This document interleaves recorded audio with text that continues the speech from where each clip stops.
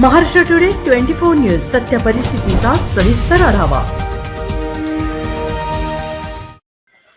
तालुका Jalna police Thane हद्दीतून चालू वर्षात तब्बल 74 महिला पुरुष बेपत्ता असून 61 महिला पुरुषांचा शोध लावण्यात तालुका पोलिसांना यश आले असले तर 13 महिला पुरुषांचा तालुका जालना पोलीस शोध घेत असल्याची माहिती तालुका पोलीस ठाण्याचे पोलीस निरीक्षक सुरेश उन्मने यांनी दिली असून महिला आणि पुरुषांचा शोध घेत त्यांच्या नातेवाईकांचा स्वाधीन केल्याचे त्यांच्या परिवारात आनंदोत्सव साजरा केला गेलाय।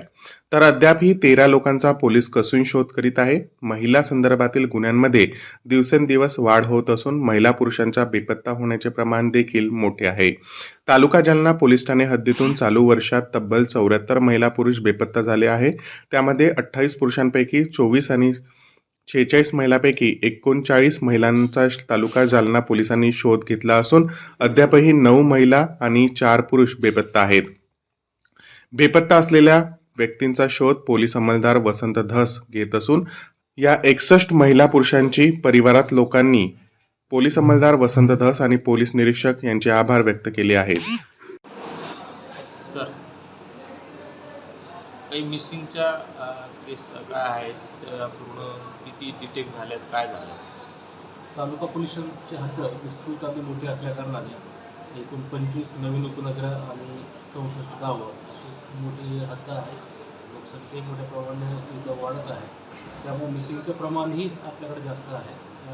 74 चालू वर्षामध्ये एकूण 74 मिसिंग दाखल आहेत, त्यापैकी 28 पुरुष आणि 46 महिला असे एकूण 74 मिसिंग पुरुषांना दाखल असून त्यापैकी आपल्याला पुरुष 28 पैकी 24 आणि महिला 46 पैकी 39 असे एकूण 61 जणांचं आपल्याला मिळून आलेलं आहे, ते निकाली काढण्यात आलेले आहेत। आणि आता फक्त पोलिसांनी रेकॉर्डवर फक्त 13 मिसिंग, 4 पुरुष आणि 9 महिला पेंडिंग आहेत। तसेच पोलिसांमध्ये 18 वर्षापेक्षा खाली असलेले सर्वच 363 गुन्हे उघड असून चालू वर्षातले सर्व त्यांच्या